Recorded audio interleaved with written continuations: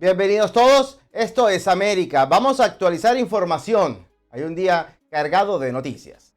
Con la presencia del ministro de Interior y Justicia de Venezuela, Diosdado Cabello, sobre el cual Washington ofrece una recompensa millonaria. Este miércoles la presidenta encargada de ese país, Delcy Rodríguez, recibió en el Palacio de Miraflores al secretario de Interior estadounidense Doug Burgum. La presidenta encargada de Venezuela, Delcy Rodríguez, recibió en Caracas al secretario de Interior de Estados Unidos, Doug Burgum, para abordar temas de interés en la cooperación energética y fortalecer el sector minero. Burgum llegó al Palacio Presidencial de Miraflores para una reunión privada en la que también participa el ministro de Interior y Justicia de Venezuela, Diosdado Cabello. La Cancillería del país suramericano indicó en su web que el secretario de Interior llegó para fortalecer la alianza estratégica regional. La Embajada de Washington en Caracas indicó previamente en X que Burgum establecerá contactos con empresas estadounidenses y venezolanas y trabajará por un sector minero legítimo y cadenas de suministro de minerales críticos seguras. La visita del funcionario estadounidense se da 2 días después de que el presidente del Parlamento, Jorge Rodríguez, señalara que el legislativo prepara una reforma en la ley que rige la minería para permitir la inversión extranjera. Tras la captura del presidente venezolano Nicolás Maduro y su esposa Cilia Flores, Estados Unidos y Venezuela han retomado una nueva etapa de acercamientos, mientras que la estatal petrolera venezolana PDVSA anunció que suscribió nuevos acuerdos de venta de crudo y derivados para su comercialización en Estados Unidos. Por otra parte, la portavoz de la Casa Blanca, Caroline Leavitt, aseguró que España ha acordado cooperar con el ejército estadounidense después de que el presidente Donald Trump amenazara con establecer un embargo comercial contra Madrid. Con respecto a España, creo que escucharon el mensaje del presidente ayer alto y claro, y tengo entendido que en las últimas horas han acordado cooperar con el ejército estadounidense, y sé que el ejército estadounidense se está coordinando con sus homólogos en España, pero el presidente espera que todos sus aliados europeos, por supuesto, cooperen en esta misión tan ansiada, no solo para Estados Unidos, sino también para Europa, para aplastar al régimen iraní rebelde que una vez más no solo amenaza a Estados Unidos, sino también a nuestros aliados europeos con respecto a los precios del petróleo en la economía nacional. Entre tanto, frente a legisladores, el secretario del Departamento de Estado, Marco Rubio, y el senador republicano Lindsey Graham defendieron la acción bélica que lleva a cabo Estados Unidos en la República Islámica de Irán. El secretario de Estado de Estados Unidos, Marco Rubio, y el senador republicano Lindsey Graham defendieron en el Capitolio la ofensiva militar contra Irán y aseguraron que el objetivo es impedir que Teherán desarrolle armas nucleares y debilitar su capacidad de misiles y apoyo a grupos aliados en la región. Las declaraciones se produjeron antes de una sesión informativa clasificada con legisladores sobre la campaña militar conjunta iniciada por Estados Unidos e Israel a finales de febrero. Este fin de semana presentó una oportunidad única para tomar medidas conjuntas contra esta amenaza. Queríamos que esto tuviera el máximo éxito posible. Queremos que esta operación tenga éxito en el logro de sus objetivos. El presidente lo expuso, Irán no puede tener un arma nuclear y por lo tanto no puede tener las capacidades que estaba ocultando para desarrollar un programa de armas nucleares, dijo Rubio. Vamos a destruir sus misiles y su capacidad para fabricarlos. Vamos a destruir su marina. Esos son los objetivos y de acuerdo al Departamento de Guerra estamos dentro del cronograma o incluso adelantados, añadió el funcionario. Por su parte, Lindsey Graham dijo que la meta es asegurarse de que Irán no pueda construir misiles para atacar a Estados Unidos o aterrorizar a la región. Después de básicamente meses de negociaciones, quedó bastante claro que están comprometidos con la capacidad que necesitan para infligir terror. Que el objetivo del régimen siempre es infligir terror y promover su agenda religiosa mediante la fuerza. La acumulación de misiles está diseñada para darles inmunidad mientras desarrollan su programa nuclear. Están produciendo 100 al mes. La idea de una amenaza es inminente, concluyó Graham. En otras informaciones, representantes del gremio periodístico venezolano criticaron las recientes declaraciones del presidente de la Asamblea Nacional controlada por el chavismo, Jorge Rodríguez, donde asegura que el ejercicio de la profesión está garantizada en Venezuela. Al presidente del Parlamento oficialista de Venezuela, Jorge Rodríguez, le preguntaron si en ese país hay garantías del ejercicio del periodismo independiente y libre. Esto fue lo que respondió. Estoy completamente seguro de ello. Unas garantías que para la Asociación de Periodistas Venezolanos en el Extranjero, APVEX, no se cristalizan. Carlos Roa, portavoz de esta organización, recordó la estrecha vinculación política que Rodríguez sostiene con el régimen venezolano. Es insólito que Jorge Rodríguez, bien conocido por la ciudadanía venezolana desde hace más de 25 años, esté hablando como si fuera un nuevo gobierno, como si él estuviera tomando las riendas de un organismo de servicio público. Hoy él ha sido parte del aparato del régimen chavista y madurista desde el día 1. Así como APVEX, la investigadora Luzmeli Reyes del portal de periodismo independiente Efecto Cocuyo considera que Jorge Rodríguez fue responsable y actor de diversos capítulos de censura y acoso contra la libertad de expresión e información en Venezuela. Reducir las posibilidades de acceder a la información para expulsar a periodistas, para cerrar medios, para comprar medios, para expropiar medios, para generar un ambiente de persecución tal que no solamente atentaba contra el ejercicio del periodismo, sino contra el ejercicio de libertad de expresión, y prueba de eso también es que había cantidad de personas presas por tener algún estado en su WhatsApp o por haber emitido algún post en las redes sociales. Al respecto, la organización gremial APVEX recuerda que el parlamento que preside Jorge Rodríguez mantiene vigente la cuestionada ley de odio y la ley de responsabilidad social en radio y televisión, instrumentos legislativos acusados de reprimir la libre expresión en Venezuela. Por otra parte, la periodista Luzmeli Reyes sugirió un paso que podría demostrar un cambio notorio en el acceso a la información en ese país. Hay más de 60 medios digitales y páginas web bloqueadas, que se levante el bloqueo que hay a la red social X. Recordemos que eso todavía sigue bloqueado después de la represión postelectoral. Además, advierten sobre la vigencia de autocensura en la comunidad de periodistas en Venezuela. José Perralete, Martín Noticias. Hacemos nuestra primera pausa. Esto es América. Ya regresamos.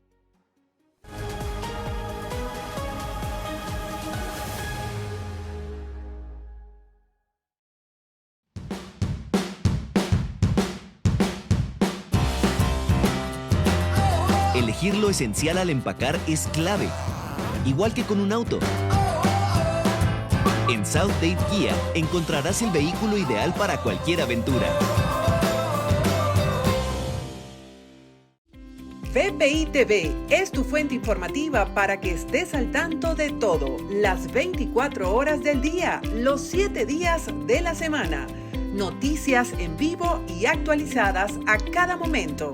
Programas de opinión y análisis para entender todo lo que pasa. Entretenimiento y buenas noticias. Encuéntranos también en Instagram, Facebook y en las plataformas digitales más importantes. Cuando quieras y desde el lugar que quieras. VPI TV, en vivo siempre.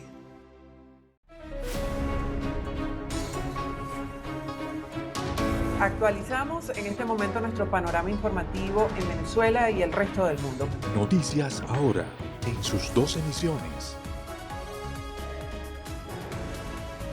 Gracias por apoyar nuestros espacios informativos a través de nuestras redes sociales. En todas somos @VPITV. Noticias ahora, de lunes a viernes, por VPI TV.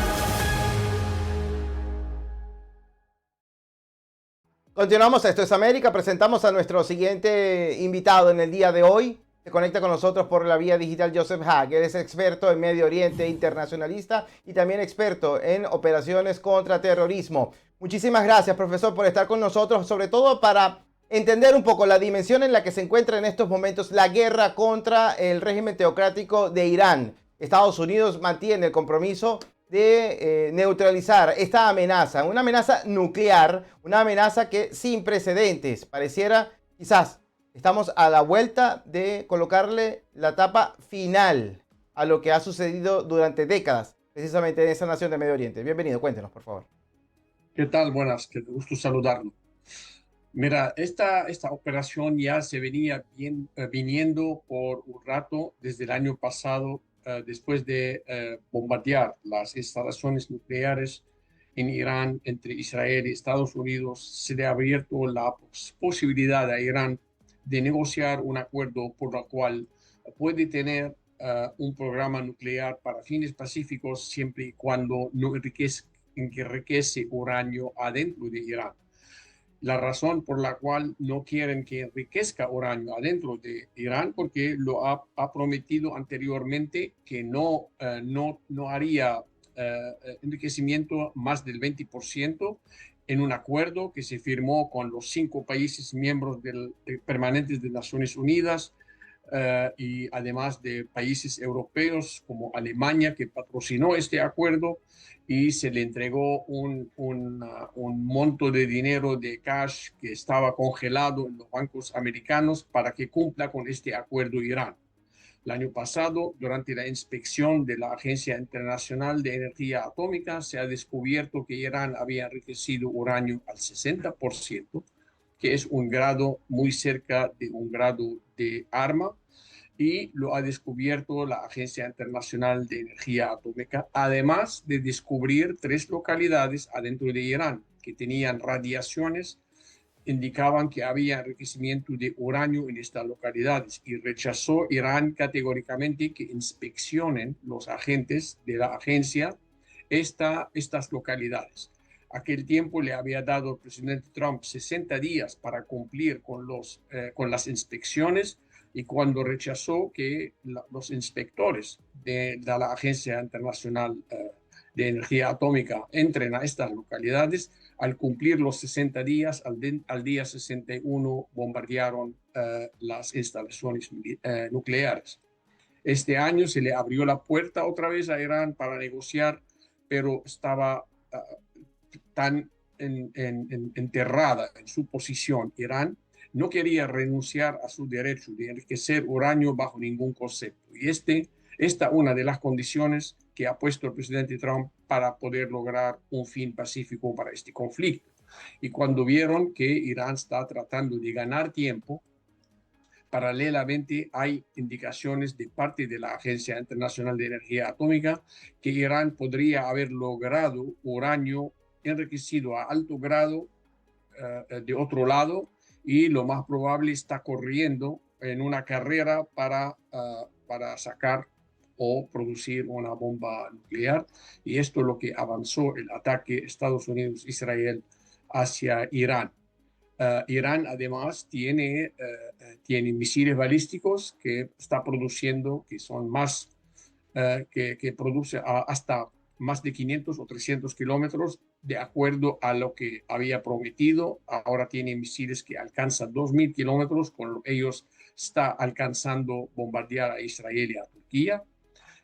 Y también su intervención en la región, financiando y armando a Hamas, a Hezbollah, a los iraquíes simpatizantes de Irán, a los Houthi de Yemen y al gobierno de Venezuela, que estaba en alianza con ellos, dándole oro, saqueando el oro de Venezuela, vendiéndolo en el mercado negro en Dubái, y de allí con este dinero financiaban el programa nuclear, aparte de lavando dinero y exportando drogas desde Venezuela a Irán, y de allí repartían al mundo entero. Así que ya tenía muchas cosas Irán en la mesa que no quería renunciar, que no tenían otra opción que hacerlo por la fuerza. Ahora, profesor, entendiendo que esta situación, de acuerdo al propio presidente estadounidense, Donald Trump ha dicho que puede extenderse por semanas, puede recrudecer sin duda lo que es la respuesta de las naciones aliadas. Hemos visto cómo incluso España ha retrocedido en su posición. La presión ha sido suficiente, y pareciera entonces que lo tiene muy claro. Los intereses de España tienen que estar enfocados en función de la coherencia del mundo. Mira, España estaba respondiendo, el primer ministro, el presidente del gobierno español, estaba respondiendo a las presiones internas de la izquierda en su país. La izquierda en España está perdiendo tanto entre elecciones, entre escaños, entre lo que quieren llamarlo. Y las manifestaciones que ellos, como dijo una de los miembros del Parlamento español, que dijo, ustedes no tienen nada que hacer, por eso manifiestan tanto, porque no trabajan. Entonces, esta gente sale a las calles, se manifiestan tanto que el gobierno piensa que verdaderamente son una mayoría en España, pero los números no coinciden con este pensamiento. Entonces, España no puede salir a solas en contra de su alianza. España forma parte de la OTAN. Entonces, si quiere salir de la OTAN, quiere decir que también puede salir de la Unión Europea y quedará España en una miseria, la pobreza, porque no es posible que España siga formando parte de la Unión Europea, de la OTAN, dependiendo económicamente de sus vecinos europeos y encima llevarle la contra en cualquier evento. Entonces, no sé qué fue, por qué hizo esto el presidente del gobierno, el señor Sánchez, de decirle que la aviación americana no puede volar de aquí si quiere participar en la guerra con Irán, pero después la decisión de la OTAN se tomó y él tenía que formar parte de ello, porque si no, tiene un problema político grave a la mano que no puede manejar él solo, definitivamente. Profesor, ¿a través de qué mecanismo Irán establece tanto lobby, conseguir tanto apoyo de muchedumbre, manifestaciones en universidades? Es impresionante cómo se fustiga incluso el esfuerzo de naciones de Occidente, porque quienes han declarado que determinados lugares, espacios, países como Israel debe ser borrado del mapa, ha sido precisamente desde el régimen de los ayatolás. Mira, desde el ataque del 7 de octubre del 23, cuando salió la izquierda mundial, en vez de proteger y defender a los derechos de los israelíes y a los 1.500, 1.400 muertos civiles, jóvenes israelíes y los 200 y fracción de secuestrados, lo primero que hicieron al día siguiente, denunciaron la acción israelí adentro de la Franja de Gaza. Ahora en el mundo, el día de hoy, hay una alianza de la izquierda, de los grupos liberales y de Islam radical en el mundo entero. Hay una alianza de todos estos grupos en contra de la sociedad civil occidental. Esto ya está claro para nosotros, está claro en todos sus aspectos, cómo entonces justifica todas las manifestaciones para proteger a los ciudadanos de Gaza, a proteger Palestina, como la llamaron los que zarparon con los barquitos en el Mediterráneo, y que puedan tolerar una matanza de 30.000 personas en Irán, mujeres, hombres y muchachas y muchachos. Entonces hay un doble estándar, una hipocresía de primera categoría que está adoptando la izquierda mundial con el Islam radical, que ahora ya nadie los cree, porque al día que empezaron los bombardeos a Irán, salieron a manifestar la intervención iraní y los mismos iraníes salieron: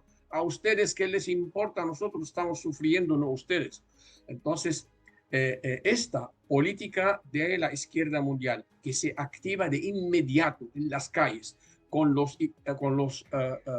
tontos útiles, para no decir una palabra fuera de lugar al aire, los tontos útiles salen y a veces ni siquiera saben que están manifestando. Lo mismo lo vimos cuando intervino Estados Unidos en Venezuela, y lo vamos a ver por todos lados. Cuando El Salvador era la capital del crimen del mundo, nadie hablaba de derechos humanos. Ahora que hay orden de un presidente, todo el mundo lo acusa de abusador de derechos humanos.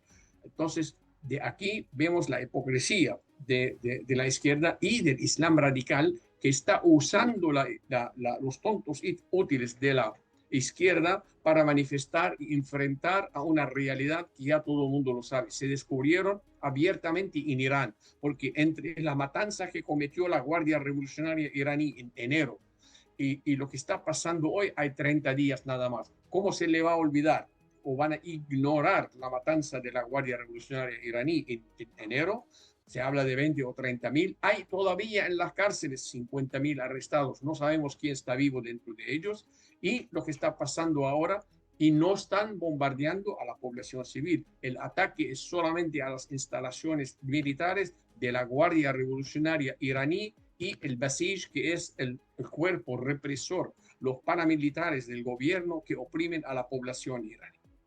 Cuando abordamos desde el punto de vista noticioso algunos determinados hechos y vemos a la distancia eventos que ocurrieron con diferencias de kilómetros abismales, profesor, tenemos que sacar muchas veces nuestras propias conclusiones sin dejar de impactarnos a veces por ciertos contenidos que pueden generar un sesgo importante. Las agencias de noticias en estos momentos han mostrado, están parcializadas en algunas de ellas sobre este tipo de informaciones. Esto ha sido de manera insistente. Hay poca objetividad. Hay que ser muy cuidadoso ahora con los contenidos. Esto tiene que ver con la narrativa actual, con la tecnología. ¿Qué está pasando? Porque de hecho estamos viendo incluso cómo los propios reporteros en la calle, ante manifestaciones, le dan la espalda a la directriz de la editorial, que pretende evitar que el mundo conozca el rechazo que hay por parte de la sociedad civil hacia la permanencia del régimen teocrático. Mira, José, hay cosas que son tan obvias y hay un dicho en español que yo aprendí, no es mi idioma natal, pero lo aprendí, es que no hay peor ciego que no quiere ver.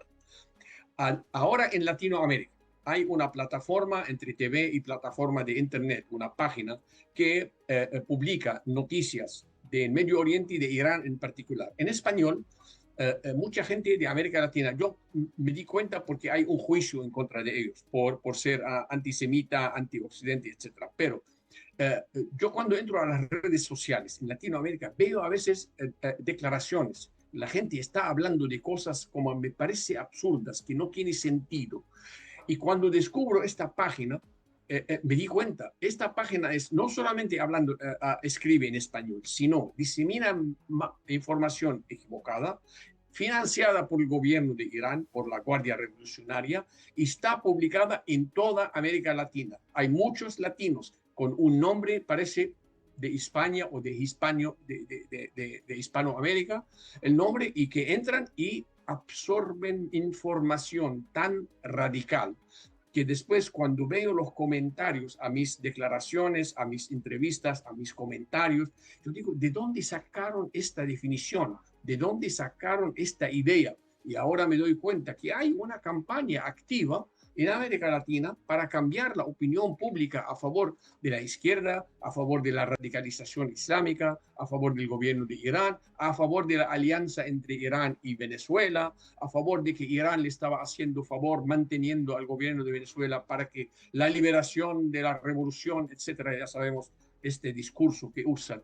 Entonces la gente cuando lee una historia que le parece sensacional, no busca la noticia alternativa para ver qué dice la otra parte. Entonces corren con los títulos y de repente nos vemos una infinidad de gente que está hablando con un tono, con una ideología tan radical, y tú dices, pero ¿qué le pasa aquí en América Latina? No saben lo que le va a tocar en el futuro, si verdaderamente van a adoptar la política y la ideología del Islam radical de Irán.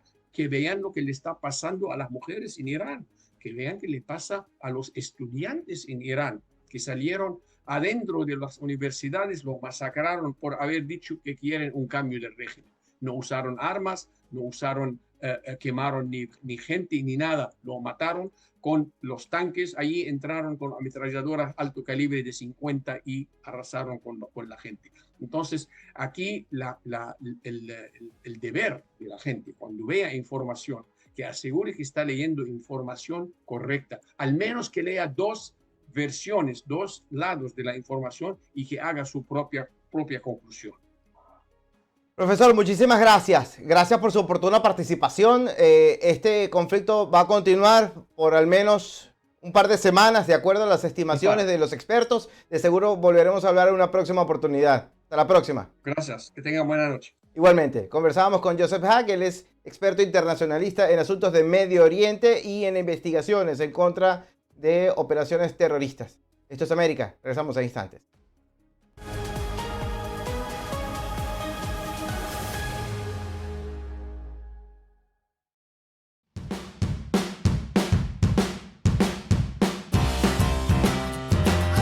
Elegir lo esencial al empacar es clave, igual que con un auto. En South Dade Kia encontrarás el vehículo ideal para cualquier aventura. Toda la información a tu alcance. Al suscribirte a BPI TV, no solo tienes información actualizada de lo que pasa en el mundo, también tienes a tu disposición una programación que te va a sorprender. Somos el canal informativo de los venezolanos en todo el mundo. Todo lo que necesitas saber para estar bien informado. Conversaciones con expertos, líderes de opinión y protagonistas de la noticia. Vamos ahora a conocer lo que es noticia a esta hora en el mundo. Y un toque de entretenimiento para hacer tus mañanas más dinámicas y amenas. La salud comienza con estar informado. Buenos días con Laura Artal.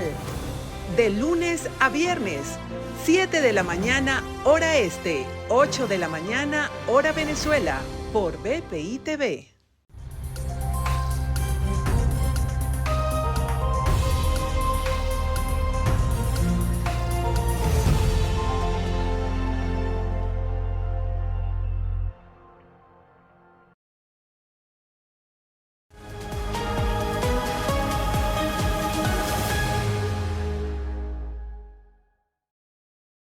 Continuamos, esto es América. Hay una cuenta regresiva para este fin de semana cuando en el sur del estado de Florida, específicamente acá en la ciudad de Doral, se lleve a cabo una cumbre esperada por dignatarios de la región. Estamos hablando de la cumbre Escudo de las Américas. El presidente Donald Trump recibirá a presidentes del continente latinoamericano con el propósito de reforzar estas alianzas en materia de seguridad regional. Uno de los países que ha dicho presente ha sido Ecuador, y hemos visto durante las últimas horas un despliegue bastante notorio por parte de fuerzas militares desplegadas por parte del Comando Sur de los Estados Unidos en territorio ecuatoriano con el propósito de neutralizar operaciones de terrorismo, narcotráfico, situación de inseguridad. Es una situación bastante compleja y se conecta con nosotros por la vía digital Néstor Aguilera. Él es periodista y analista ecuatoriano, se encuentra precisamente en ese país para hablar sobre lo que ha sido noticia durante las más recientes horas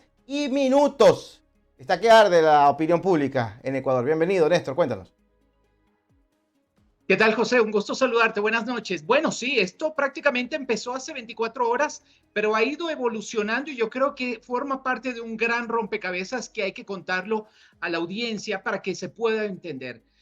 Hace 22 horas exactamente, el Comando Sur de los Estados Unidos publicó a través de su cuenta en X que fuerzas militares ecuatorianas y estadounidenses lanzaron operaciones contra organizaciones terroristas designadas en el Ecuador. Y estas operaciones, dice esta publicación, son un claro ejemplo del compromiso de sus socios en América Latina y el Caribe para combatir el flagelo del narcoterrorismo.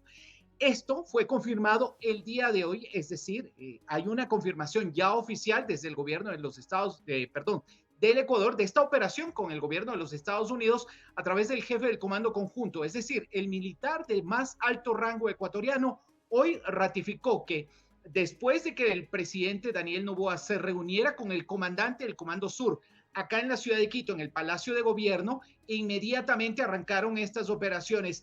E inicialmente, a pesar de que ha habido bastante restricción respecto a esta operación, sus alcances, detalles de cómo se ha desarrollado, se conoce que está vinculada inicialmente contra la minería ilegal, un flagelo que ha golpeado con fuerza en el último tiempo a territorio ecuatoriano, especialmente en zonas boscosas, en zonas de la región amazónica, es decir, vastas zonas de la región amazónica, del Amazonas, están siendo depredadas por organizaciones criminales que están extrayendo minerales, especialmente oro, y están ocasionando un grave perjuicio no solamente a la naturaleza, sino también a otros ámbitos de la economía ecuatoriana. se están violando normas, se están violando todo tipo de preceptos a través de esas actividades ilegales que se desarrollan en algunos puntos del territorio ecuatoriano, y esto inicialmente entonces es lo que está combatiendo el gobierno de los Estados Unidos de manera conjunta con el Ecuador. Y claro, esto también se desarrolla, José, como yo lo mencionaba inicialmente, como parte de un rompecabezas. ¿Por qué? Porque se espera que en pocos días más el presidente ecuatoriano, Daniel Noboa, sea uno de los asistentes a esta reunión que ha convocado el primer mandatario estadounidense Donald Trump en la ciudad de Miami, y que está relacionada también con el combate a las organizaciones criminales. Mandatarios de la región con mucha afinidad al gobierno de los Estados Unidos, entre ellos el del Ecuador, estarán presentes este próximo sábado 7 de marzo en el complejo Trump National Doral en la ciudad de Miami. Una de las novedades, por supuesto, también es que no está invitado, por lo menos se conoce inicialmente, el presidente del gobierno colombiano, Gustavo Petro. Ahora, Néstor, cuéntanos un poco sobre la carencia de fuerza para garantizar la seguridad de los ecuatorianos, algo que ha representado sin duda una piedra en el zapato para el presidente Noboa. En Ecuador ha pasado por un sinnúmero de vicisitudes, y alguno de ellos que si se quiere marca muchísimo la historia de esta administración ha sido la suspensión de garantías, con el propósito de darle un golpe certero a las bandas de crimen organizado. Esto no ha sido suficiente. De hecho, entiendo que hay detractores de la actual administración sobre quizás algo estéril. Las operaciones no han dado los resultados que tanto vaticinaba la administración ecuatoriana. Definitivamente, José, a pesar de que esta ha sido una de las principales, fue en su momento una de las principales ofertas de campaña de Daniel Noboa como candidato antes de llegar al poder, es decir, combatir con firmeza a organizaciones criminales asentadas en territorio ecuatoriano, pues las acciones que hasta aquí se desarrollan no necesariamente están causando los efectos que el gobernante ecuatoriano pretendía. Recordemos que al final del año 2025 se contabilizaron más de 9.200 personas asesinadas. Eso, sumado a las cifras de años anteriores, como el 2024, más de 7.000, en el 2023, más de 8.200, en el 2022, 4.886 homicidios, sitúan al Ecuador como uno de los países más peligrosos de la región. Y esto se traduce en el día a día del ecuatoriano, José, amigas y amigos, en un temor generalizado. Es decir, hoy en día resulta bastante complejo tan solo salir a comprar, por ejemplo, el pan y la leche en la panadería. ¿Por qué? Porque existe el temor de ser asaltado. Existe mucho miedo, por ejemplo, de transitar por determinadas zonas del país que han sido tomadas por organizaciones criminales, y eso ocasiona hoy en día que, por ejemplo, los secuestros y las extorsiones sean delitos que ocurren a diario, lamentablemente, no solamente en las carreteras, autopistas, sino también en otros lugares del Ecuador. Y lo que antes eran delitos que estaban tal vez dirigidos a determinado sector, por ejemplo, a empresarios, a personas con mucho poder adquisitivo, hoy en día golpean con mucha fuerza a cualquier ciudadano, José. Eso definitivamente ha generado enorme preocupación y ha motivado que el gobierno del Ecuador busque el apoyo de aliados, y aquí el primer aliado en este caso es el gobierno de los Estados Unidos. Y Estados Unidos tiene como objetivo también neutralizar cualquier tipo de elemento de desestabilización en la región, y uno de sus objetivos principales es Cuba, y Cuba se ha convertido también en otro elemento de escándalo en Ecuador. A ver, ilústranos, Néstor, porque este relato va a estar interesante. Definitivamente, y bueno, a propósito de la audiencia tuya, José, amigas y amigos, es importante mencionar lo que ha sido noticia en las últimas horas acá en el Ecuador: la decisión del gobierno de Daniel Noboa de expulsar a todos los miembros de la delegación del gobierno de Cuba, delegación diplomática, que estaban residiendo acá en el... Incluso en las últimas horas ha sido noticia y ha dado la vuelta al mundo. José, no sé si tú tuviste la oportunidad, pero los invito a que busquen, por ejemplo, Cuba, Ecuador, Quito, por ejemplo, a través de las redes sociales y muy puntualmente en X, y se van a encontrar con una imagen que está generando muchos comentarios, muchísimos. Vamos a describirla, Néstor, porque ocurre en un techo, ocurre en una terraza, y lo que allí se observa es inquietante. Hay destrucción de documentos, aparentemente. ¿Qué es lo que sugiere precisamente quien suscribe esta publicación, que es el propio presidente? No es muy difícil colegir lo que allí estaba sucediendo. Se está borrando cualquier tipo de evidencia en caso de que hipotéticamente también miembros de las Fuerzas Armadas, la Policía Nacional, la Fiscalía eventualmente pudieran ingresar a la sede de esa embajada localizada acá en una zona residencial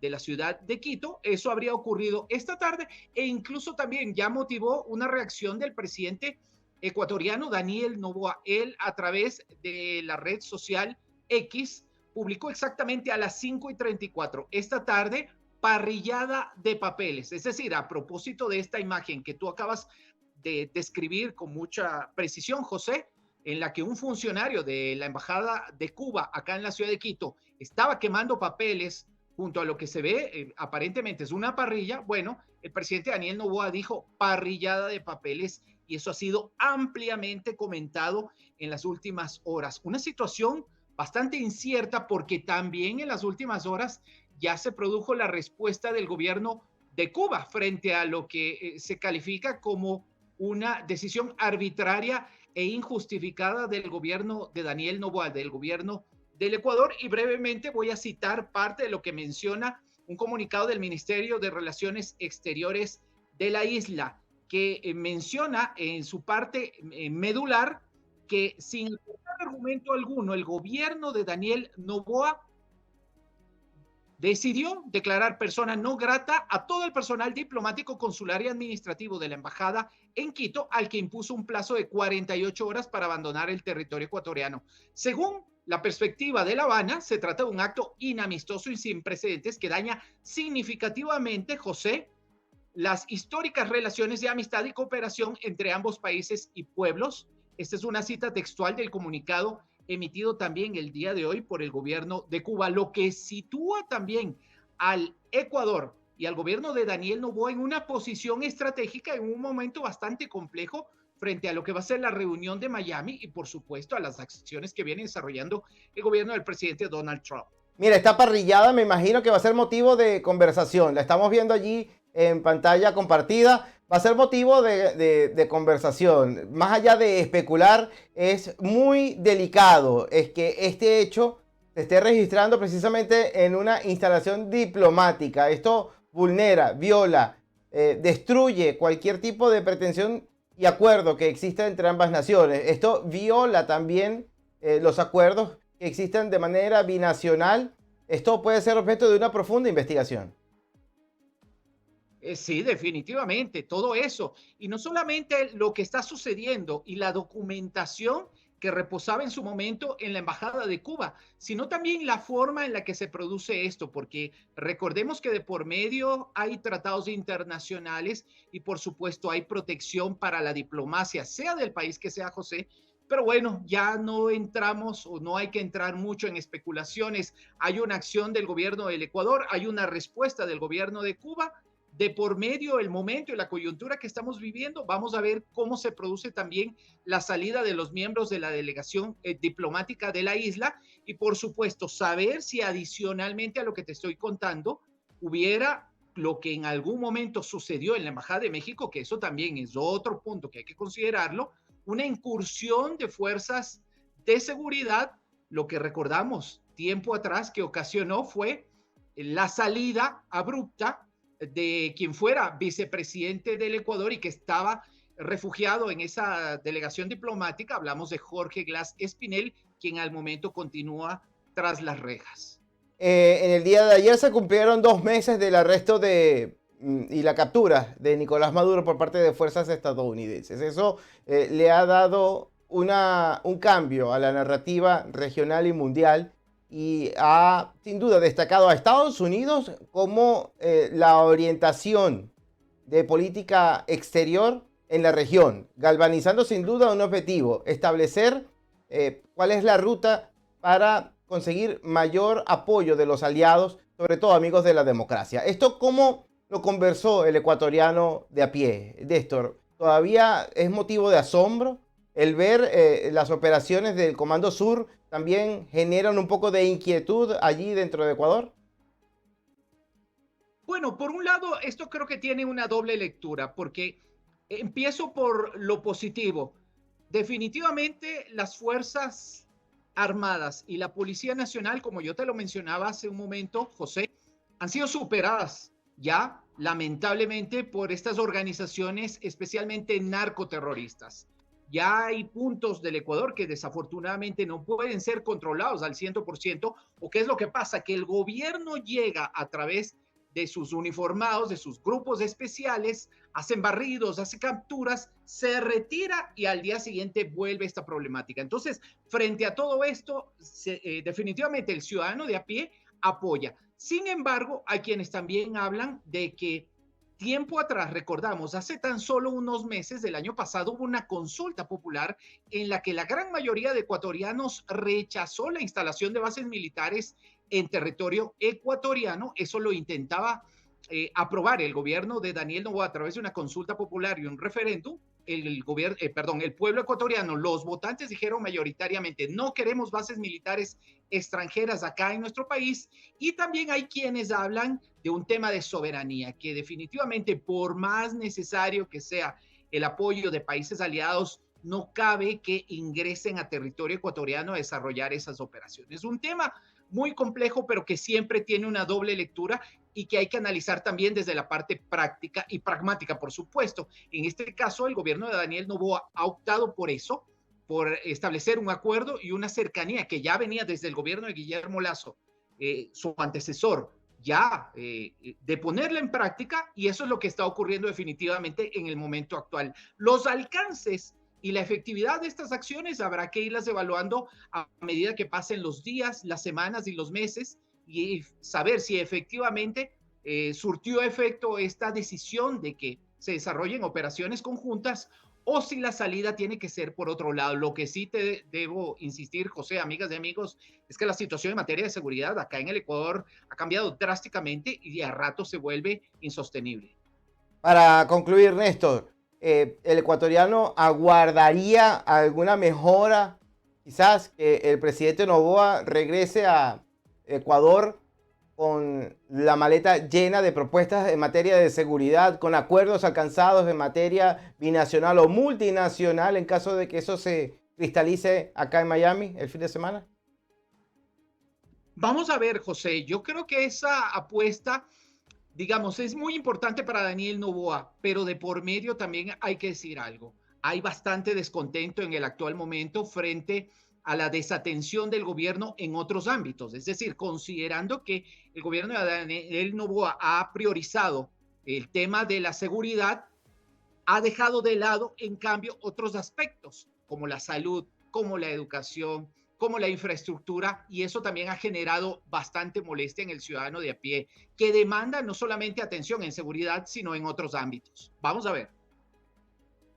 Néstor, muchísimas gracias. Gracias por esta oportunidad de actualizar la situación que atraviesa en estos momentos el bello país de Ecuador. Vamos a estar muy atentos a lo que pueda suceder, una posible mejora de la situación doméstica interna de Ecuador en materia de seguridad. Apostamos por eso. Queremos que nuestros países tengan tanta seguridad que ninguno de sus habitantes tengan la necesidad de marcharse, como ha ocurrido en Venezuela. Muchísimas gracias. Hasta la próxima. Saludos en casa, Néstor. Siempre es un placer conversar contigo, José. Un abrazo. Igualmente, hasta la próxima. Conversábamos con Néstor Aguilera, él es periodista ecuatoriano, se encuentra en ese bello país, es analista y también corresponsal internacional. Hacemos una pausa. Esto es América.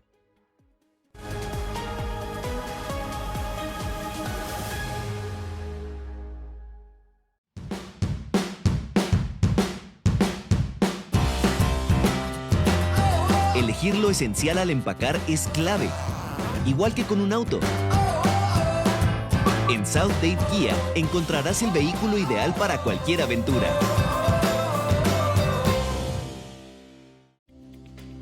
Noticias y actualidad. BPI TV a tu alcance. Una nueva manera de informar y tener al día a nuestros seguidores. Únete a nuestro canal de WhatsApp. 54321. Desde Venezuela para todo el mundo. Acompañe. Con cada historia y en cada segundo. La fuerza de un pueblo en cada transmisión. BPI TV te cuida. Eres nuestra razón. Nuestro corazón es Venezuela. Late alto, firme y fiel. Yo te lo digo. Con la democracia grabada en la piel. Todos los días. Cruzando mares, tocando el sol. Una nación unida en un solo rol. Conéctate. Nuestro corazón es Venezuela. Late alto, firme y fiel. Con la democracia grabada en la piel. Nuestro corazón es Venezuela. Late alto, firme y fiel. Con la democracia grabada en la piel. ¡Qué genial! Cruzando mares, tocando el sol. Una nación unida en un solo rol. Bienvenidos. Nuestro corazón es Venezuela. En cada historia, en cada voz. BPI TV, siempre a tu lado con valor. Because it's Venezuela. Yeah, of course. She has to have a tan. Nos vemos.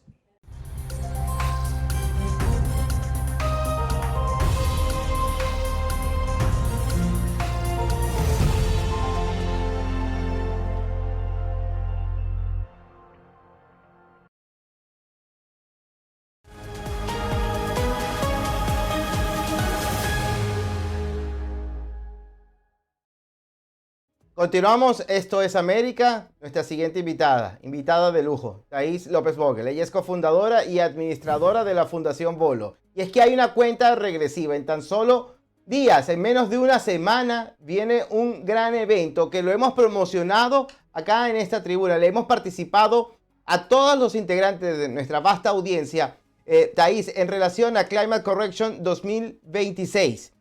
Hay muchas expectativas.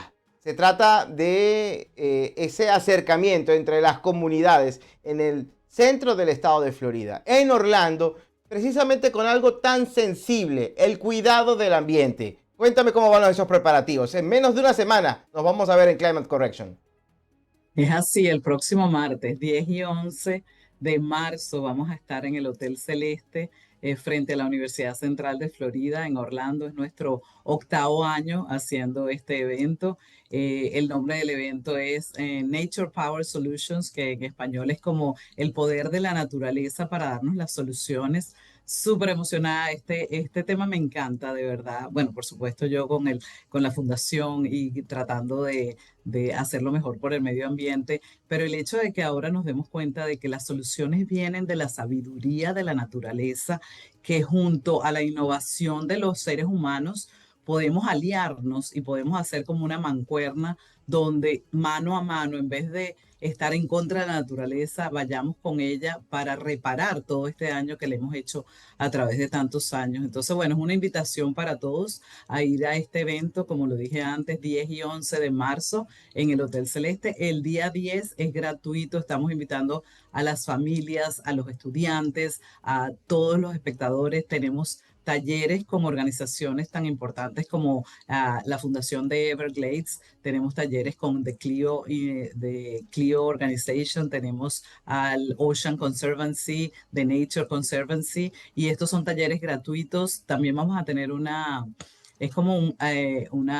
competencia de arte basada en las soluciones y en el medio ambiente, pero yo siempre he creído que la data y la ciencia nos explica muchas cosas, pero el arte nos da esa parte de emoción en donde uno tiende a accionar más por lo que sientes y no por lo que aprendes a través de la data y la ciencia. Entonces, bueno, siempre aportando las soluciones como de eso se trata Bolo Foundation, de darnos las soluciones. Mira, Thais, si algo me gusta tanto de esta organización, con la que comparto mucho contenido, ha sido precisamente lo que tú estás destacando en estos momentos, los datos, los resultados de investigaciones, porque es allí donde está lo demostrable. Podemos tener quizás unos argumentos muy valiosos, muy sensibles, pero cuando todos estos argumentos están respaldados con la investigación científica, estamos hablando de hechos. la vulnerabilidad climática está ocurriendo.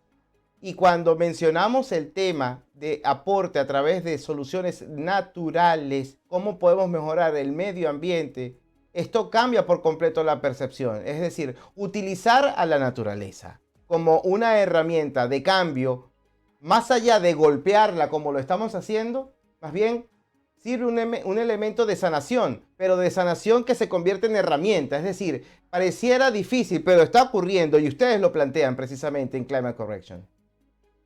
Sí, yo siempre digo que la sabiduría de la naturaleza, nadie sabe curarse mejor que uno mismo y con cosas naturales cuando utilizamos todas estas cosas que de verdad están a la mano. Tenemos los manglares, tenemos el sol para utilizar los paneles solares, el viento, todas las cosas las tenemos a la mano. Los que estamos educando, queremos que participen, queremos que accionen, que hagan preguntas, que se relacionen y que se den cuenta de que todas las soluciones las tenemos a la mano. Lo que necesitamos es aplicarlas. Cuando hablamos de ese empoderamiento también necesario para las comunidades, de eso se va a insistir en Climate Correction. Es decir, parte de las conversaciones que vamos a tener a partir del 10 y 11, Thais, ¿van enfocadas en eso? En integrarse con expertos, integrarse estos expertos con representantes de las comunidades, con jóvenes sobre todo, personas de todas las edades. Sí, definitivamente los jóvenes, los futuros líderes, no solo líderes políticos, líderes científicos, líderes educacionales, son la gente con la que queremos conectar más. Entonces, por eso invitamos a los jóvenes, por eso lo hacemos regularmente frente a una universidad, porque de verdad la juventud es la que nos trae esta innovación, esta tecnología nueva, esta manera de pensar que nos hace salir del problema con soluciones que nunca creíamos. Tienen más preguntas y más respuestas de las que nadie se imagina. Nosotros tenemos una de las cosas que vamos a hacer en este Climate Correction y que lo hemos hecho en los años anteriores, es entregar el premio a una competencia que hacemos en las universidades de la Florida. Son $25,000 que se ganó en este momento. Bueno, el grupo que se los ganó, lo que hacen es increíble, es poner esta sustancia dentro del cemento, donde cuando la gente que haga edificios, toda la parte de real estate, en vez del cemento ser negativo para el medio ambiente, va a absorber el CO2 del medio ambiente. Entonces, son nada más la gente joven, la gente que se pregunta estas cosas y que tiene la respuesta porque investigan, porque están en una universidad como FIU, que fueron los que se ganaron, porque tienen a un mentor, a un profesor científico y se basan en la ciencia, pero también en esta innovación y preguntarse cosas de qué podemos hacer, qué tan poquito podemos hacer, pero que es tan grande a nivel mundial. Y estas son programas y son cosas que se pueden escalar y hacer más grandes y hacer no solo en la Florida, se pueden hacer en todos los otros estados. Me da alivio esa noticia, es decir, saber que hay personas que están pensando en esas dimensiones, que jóvenes tienen una gran responsabilidad y que sin mucho esfuerzo, solamente con la puesta en marcha de su creatividad, están dándole luz verde a soluciones que se pueden generar en realidad solamente con la falta, con el aporte de las universidades, de la empresa privada y de organizaciones como Bolo Foundation. A ver, ¿y el miércoles qué tenemos? Porque lo que tengo acá en los apuntes parece bien activa la jornada precisamente ese día, ¿no? Y el miércoles tenemos, mira, la Universidad de Miami, la Universidad de Connecticut, Everglades Foundation, organizaciones de cultura, organizaciones o estudiantes de la universidad, como te dije antes, van a estar exponiendo.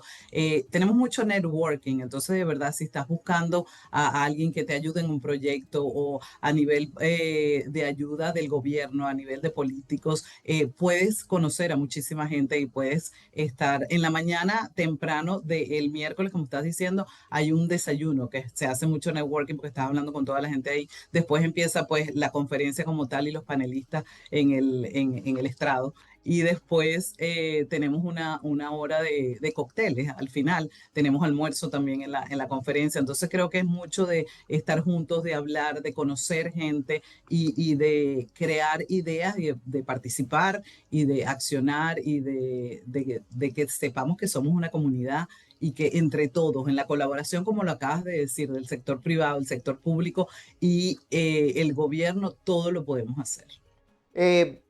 Hay personas que luego de ver esta entrevista y luego de ver los 90 segundos verdes, se han comunicado con nosotros insistiéndonos dónde nos podemos registrar. ¿Hay espacio todavía? ¿Hay ocupación? ¿Hay posibilidades de inscribirse? Cuéntanos, Thais.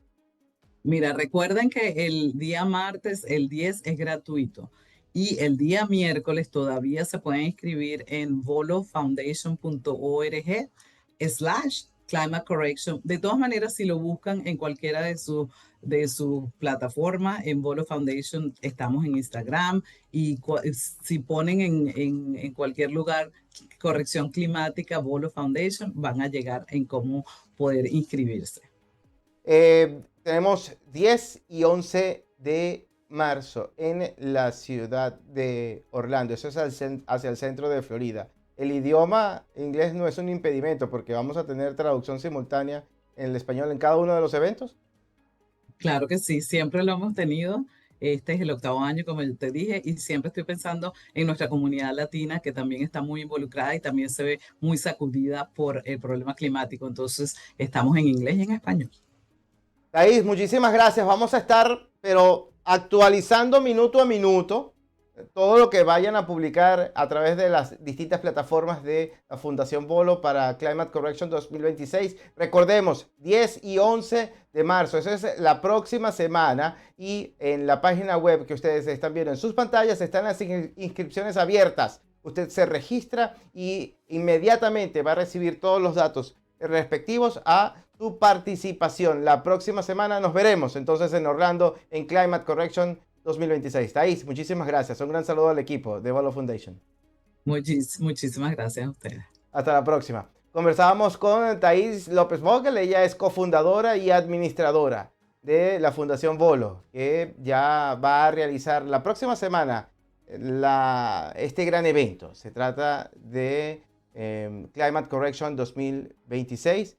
Una convergencia de esfuerzos individuales, colectivos, institucionales, empresariales y también municipales, porque gestión pública va a decir presente en esta realización, en esta actividad, a realizarse el próximo 10 y 11 de marzo. Eso es la semana que viene en Orlando, hacia el centro de la ciudad de Florida. Allí tienen la página web donde está todo lo necesario para inscribirse. Hemos llegado al final del programa en el día de hoy. Amigas y amigos, hasta la próxima.